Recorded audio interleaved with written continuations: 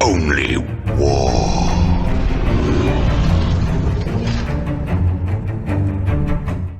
What is up, gents? 40k Dirtbags here. We're doing a couple lists of the Flyblown host that we've been practicing and kind of getting out there. It's going to be a quick, fun video just going over some list ideas and why we're building lists like this for the new Grotmis detachment for the Death Guard. So there's a lot of videos out there talking about this detachment, what could be good, what not could be good, and we've actually tested a couple of the different types of lists. I'm probably going to be running this in the next couple battle reports moving forward. They do want me to run this in Poland for the Team USA event, so I'll probably be bringing Death Guard to Poland coming up in February. So there's going to be a couple Death Guard videos coming out on the channel. We are still practicing for LVO coming up, which is going to be Chaos Cold. Still got to get some reps in with that. But this video, we're going to do 4 videos, 4 lists. 3 lists I think are going to be back to back to back, and then we're going to do the last one, just a special one to throw up on Patreon. So if you guys are Patreons, I really appreciate it. You can head over to Patreon, see that last list. But if you guys aren't, head over to Patreon so you can support the channel, so you get a lot more videos like this coming up ahead of time before YouTube, and you guys get to get us to push ourselves to go all over the country, all over the world now, because of Team USA, to really get better at the game of 40k and bring more videos like this to you guys. So guys, really appreciate it. Wouldn't be doing it without you. Right now, we're currently ranked #1 player in the United States, thanks to Chaos Space Marine this year, and we're 6th in the world based off ITC rankings. So we do play this very, very competitively. So a lot of the lists I've been playing have been doing well. So hopefully you can put this onto the tabletop and do well yourself. So we're gonna get into the sponsors, we'll get into the Flyblown host, and then we'll give you some of the lists that I've been building up in my head, as well as actually Disgustingly Resilience podcast. Shout out to them. We gotta do a collab soon, but they actually made one of these lists and have a pretty good battle report with an RTT win that they did, which I checked out today. So I wanted to talk about that list as well. So let's get into it, and we'll be right back.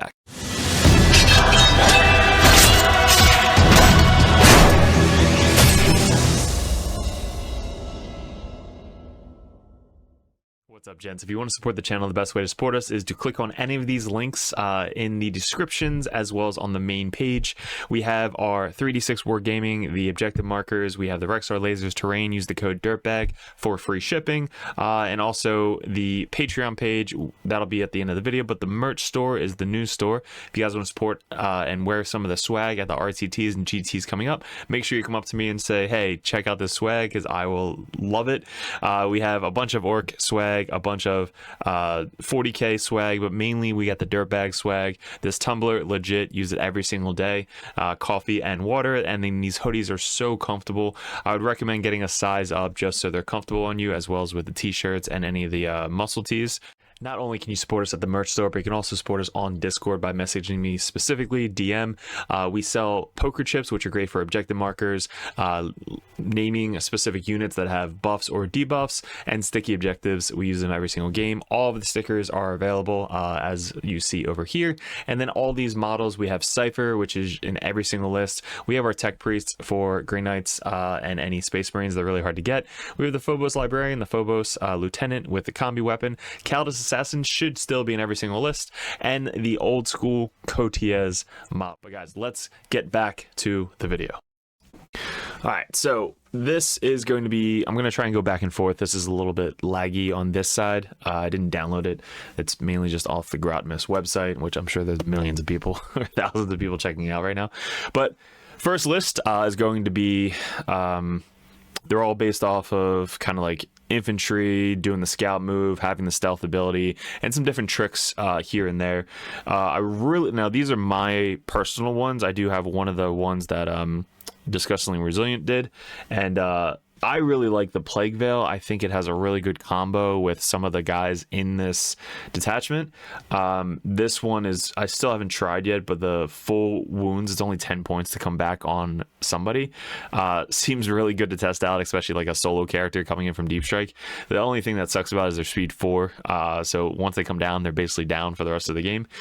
All right, guys, so let's get into it. First off, we're going to start off with this first list. It's called Terminator's 1, Termies 1. We have Death Guard Sorcerer, In Terminator armor, these guys are just too good not to bring, especially having them with a Death Shroud unit, so they're -1 to -1 damage in combat on a 2+. They have 1 Kamehameha ability once per game, which could just go insane, especially if you use the pistol strat to shoot it in combat if needed.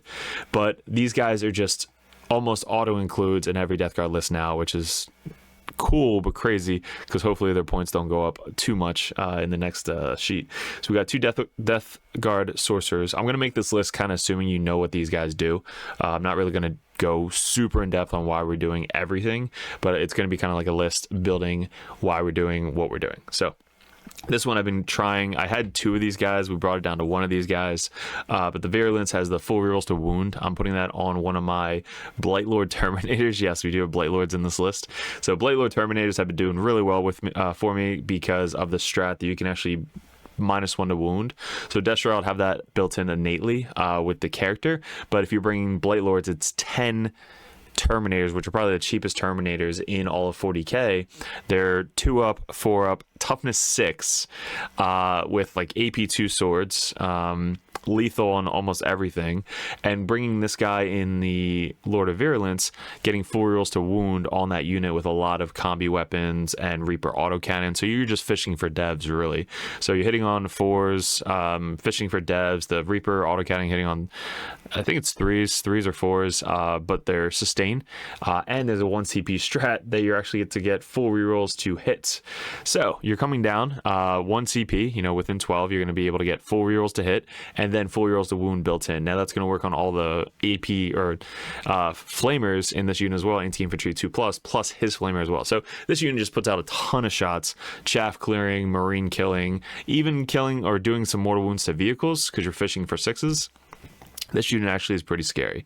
Now, it doesn't work in combat, so they are going to come down, shoot, hopefully kill a unit or 2, maybe make a 9-inch charge. But yeah, that's why I bring the Lord of Virulence, because it really combos really good with the Blightlord Terminators. The other Death Shroud Sorcerer could be with another Blightlord Terminators. Now, this list, it looks like we have... Yeah, this is kind of like the... In general, if you like Blightlord Terminator list, this is going to be the list to test out. It's Sorcerer, Lord of Virulence, Noxus Blightbringer. We can talk about this guy real quick. So I tested this against World Eaters. I'm sure it's good with every combat melee army out there. You're basically running him solo, and you're going to be putting him in the middle of like a unit of Terminators, like behind a wall, so that way he can't really be targeted or charged or anything like that. You might have Nurglings right behind that, so basically you're just stacking all these debuffs on your squad, and then if they charge into your unit, you're going to spend 1 CP, and if they're in contagion range, which if you measure, like 3 inches turn 1, 6 inches turn 2, so if you're 6 inches away from this guy and they charge into you, you're going to spend 1 CP. They have to do a leadership or battle shock test at -3. This guy makes everything with a leadership test, which is great against Chaos Cold as well. AC/DC bricks is -3. So most Marines, leadership 6, they have to roll 9 or else they're battle shocked. So that means OBSEC 0 going into your turn. So that means they don't control any point. They don't get any secondaries if they're trying to steal an objective from you. They can't use any strats, which is the main reason you do it. It's just they're planning on doing like lethal, sustain, lance, fight on death, anything they want to really try and do when they're going into, they can't do any of that. So it works on your fight phase or their fight phase, just at the beginning of any fight phase. It's such a good combo that I tried it and was like, I might bring this guy in every single list that I have. So there's an option. You can bring this guy or the Tallyman. Depends on what you're trying to build. If you're trying to build like, you can't kill me in melee, this is the guy. If you're trying to just be in the backfield and trying to get a CP every single turn, which I fail every fucking tally, it's 45 points. So then we have the Plague Surgeon. This is another option for you guys. This is the one that brings the Chamberlain, which is the 25 point upgrade for the stealth within 18 inches. So this guy is going to combat with the Plague Marines, and they're just going to hold it up point for you. So usually when you're playing, I have that top left objective that you're going to be kind of like starting on your objective, strung out pretty far, screening out the left side of the board. So you're towing on the objective. If you get first, you can scout move 5 inches forward and then basically get onto the top left objective. That's going to be their camping point for the rest of the game. Now they're OBSEC 8, or they're lone op 18 inches.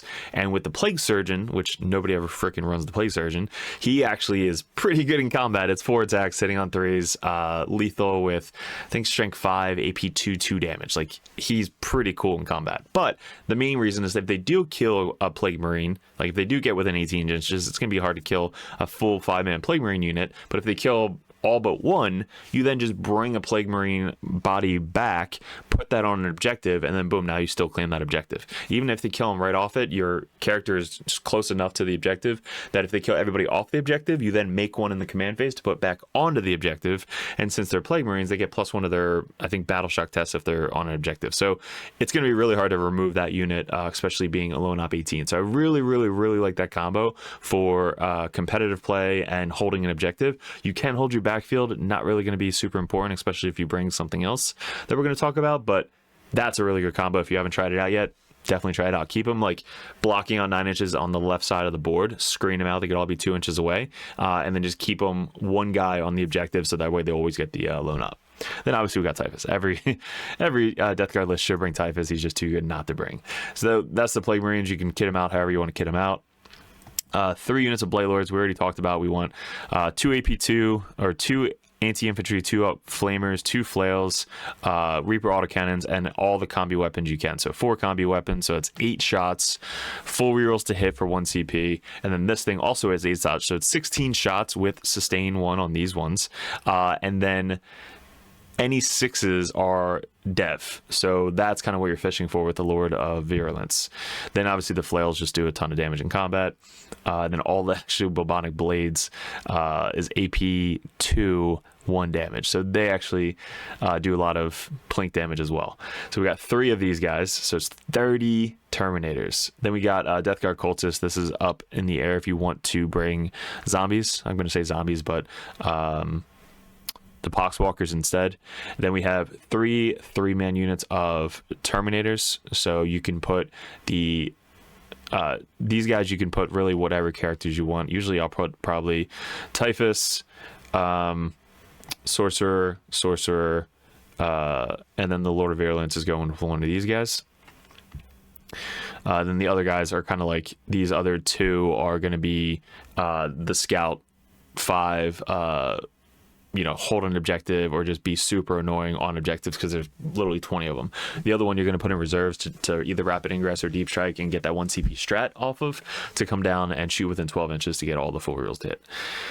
So it's 3 3-mans. Then we have obviously the Blight Hollow, which you need one of these to get -1 to wound, so you can keep this guy within 6 inches at all times of the guys of the Blight Lords on the table, so that way they can always spend that 1 CP to get -1 to wound, as well as stacking with the -1 to hit for stealth. So, and then Poxwalker, so you can do 2 Poxwalker units, 2 50-man units. You can have these guys, which I like these guys because they can scout 5, the cultists, so they can scout 5, and then their speed 6, so they can basically just run up a little bit further than the speed for Poxwalkers, so a little bit faster.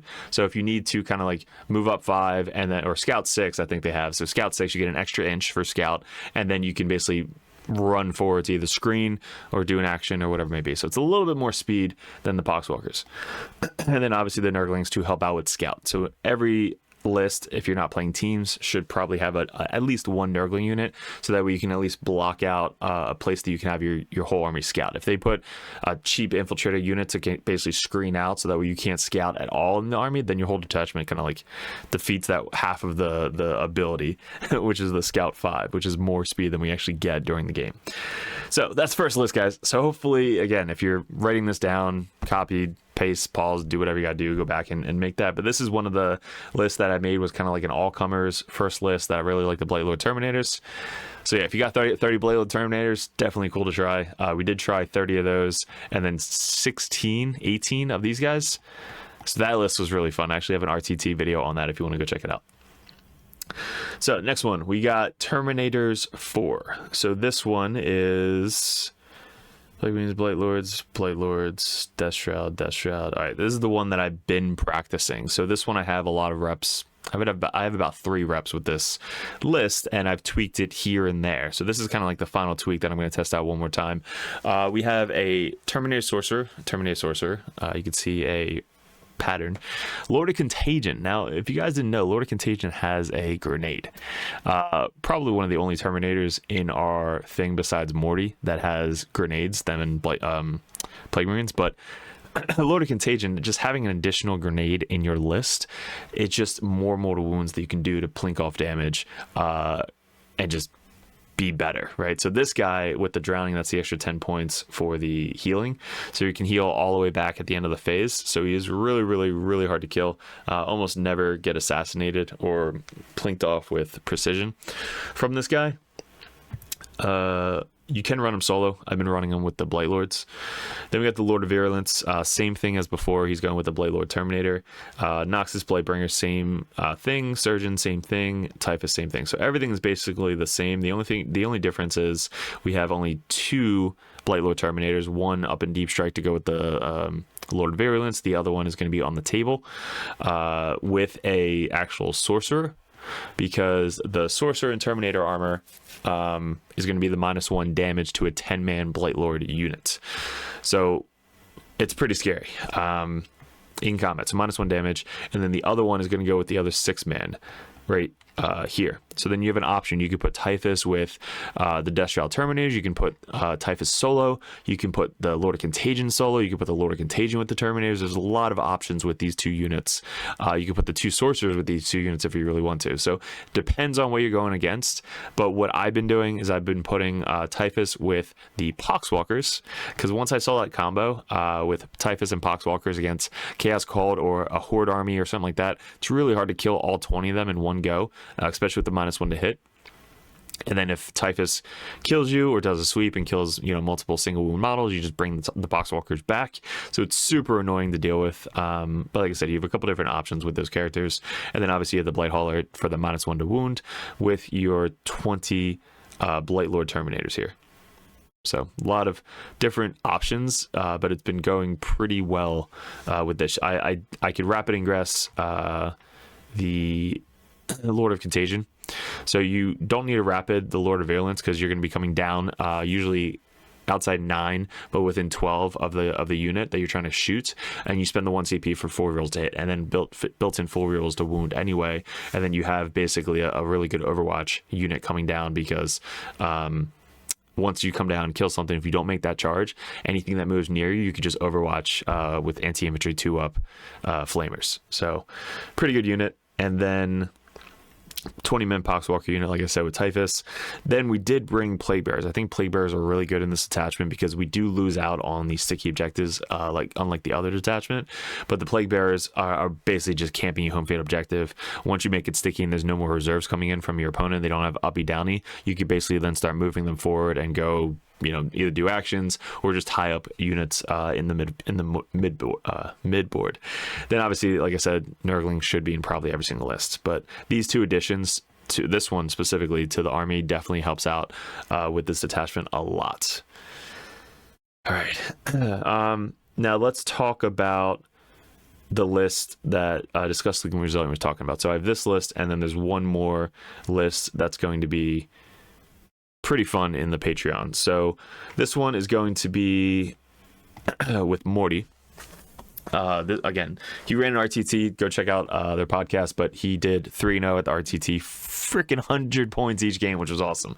So it's definitely positive to see something work that we had a really good idea with, and just seeing other people test it and getting good results from it is really cool to see. Now this is a little bit, it's kind of really different. He's going more of like the Horde, you got to kill 60 Poxwalker builds, but I definitely want to try it, kind of see how it is. Mortarion is really up in the air if you need Mortarion in this attachment. If you don't need Mortarion in this attachment, I've noticed the extra 300 points, you can basically bring a whole 10-man Blight Lord Terminator unit instead of Mortarion.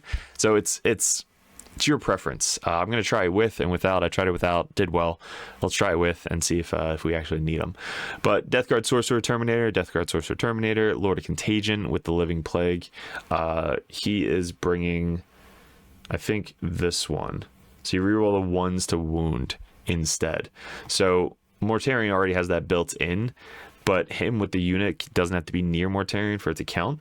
So each time a model in the bearer's unit makes an attack that targets a unit with contagion range, within contagion range, one more Death Guard units from your army, you can reroll the wound roll of 1. So that works with their flamers and their melee weapons. So yeah, it's just a cool attachment.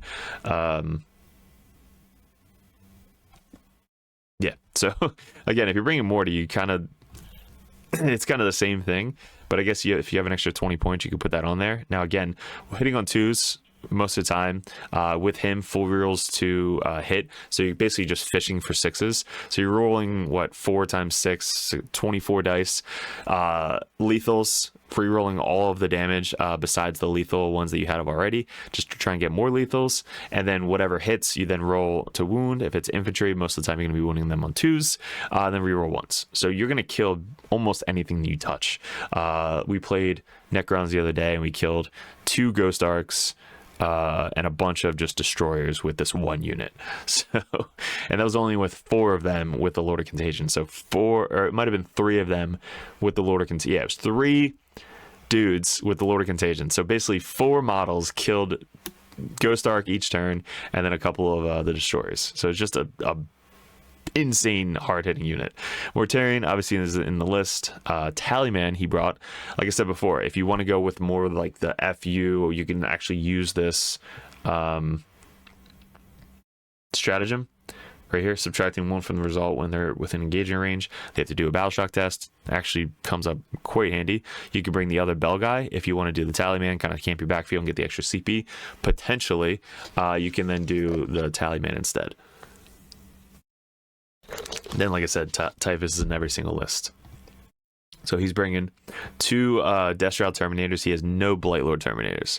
So I was going more of like the let's run shit that nobody ever runs, because that's how I make most of my lists. And then he's bringing the Deathshroud Terminators. So 2 6-man Terminators with the 2 Sorcerers for the -1 damage, and then bringing the Lord of Contagion with the 3-man that could, like I said, 3-man alone can do a shit ton of damage to models.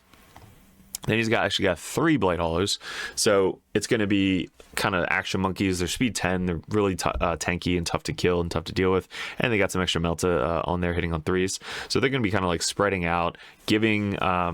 See, now this is what I didn't get, because like he's bringing these models to do -1 to wound, but -1 to wound is only in shooting, and these guys already have it built in. So he's got 3 Blight Haulers that are kind of spreading out. He's probably using these mainly for the Poxwalkers, which he's bringing 60 of. He's probably using them for this. Let's see if we can do it here.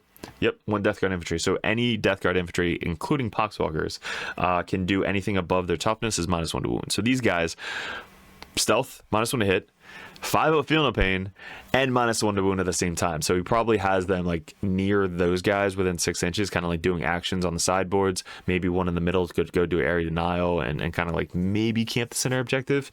But these 3 guys are really what's different, because I have bigger Terminators that could be within 1 of these guys, so I don't need 3 of them. He's got 3 of them to help out with the Poxwalkers kind of all over the table. So good by him, and obviously it worked out at the RTT. So we got 3 20-man units of Poxwalkers, just 60 max out, 60 Poxwalkers. I can't wait for Terminest. I cannot wait to run 120 Poxwalkers again. Please, please, please, cannot wait to run Typhus with that.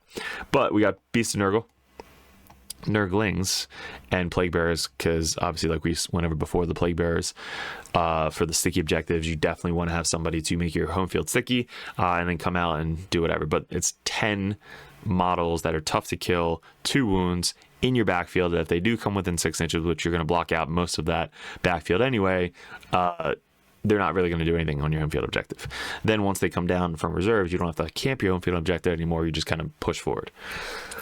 But you can also have a lot of Poxwalkers screen out your home field pretty much most of the game anyway. So if 1 20-man Poxwalker screen out from the 22 point of the left side and up into that corner. Like if you think about the board, right? You have your bottom left side, which is a home field objective. Then you have the top left objective, which one of the 20-man units can scout forward and then basically advance and camp that objective. So you basically have all of the left side and your home field completely screened out, which is funny because one of his battle reports, he didn't screen out his backfield, so he had like 2 guys deep strike in to his backfield. I was like, bro, what are you doing?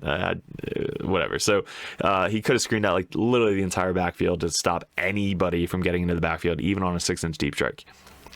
So that's what you're going to be doing with one of the Poxwalkers. The other Poxwalker is going to be kind of moving forward with a 6-inch pile-in. Like, we didn't really talk about that strat, but that strat just makes Terminators and Poxwalkers just super annoying to deal with getting into the front zones. But again, Morty in his list was doing more of a nuisance, like, hey, you have to deal with me. If you don't deal with me, I'm just going to throw him in your face, and then you have to deal with me later on. So Morty hiding him, he now has deep strike, so he's not really that much of a buffer in this list. Like, he does give you ignore modifiers once he kind of comes down and then can be there, but if you just fucking leave him deep strike, now they have to worry about where the hell is Morty coming in at. So if you come down, either in their fucking deployment zone or come down in the side and they can't shoot them because of all the terrain, that's going to be pretty scary to deal with. And you're going to have enough on the table to not be worried about your opponent screening you out. Because again, you have the Scout 5, you have a shit ton of zombies. Even if you have to come down within your deployment zone, you're still coming down and then he's being defended. You can rapid ingress him. Like, there's a lot of options you can do with this. And it's a deep strike, so basically you can go up to 1,000 points with deep strike. It's not basic reserves, so that is pretty cool. So those are the first 3 lists, guys. Again, if you want to help support the channel, we're going to go over the last list on Patreon only. So if you guys are watching this and then you are Patreon, head over to Patreon so you can watch the last part of the video. And then, guys, appreciate it. Good luck. Let me know in the comments below what you liked, didn't like, and how we can improve on the channel. And if you guys are going to LVO, definitely come up and say hi. I have some limited edition Dirtbag dice to give out. But guys, appreciate it. Good luck, and we'll see you in another video soon.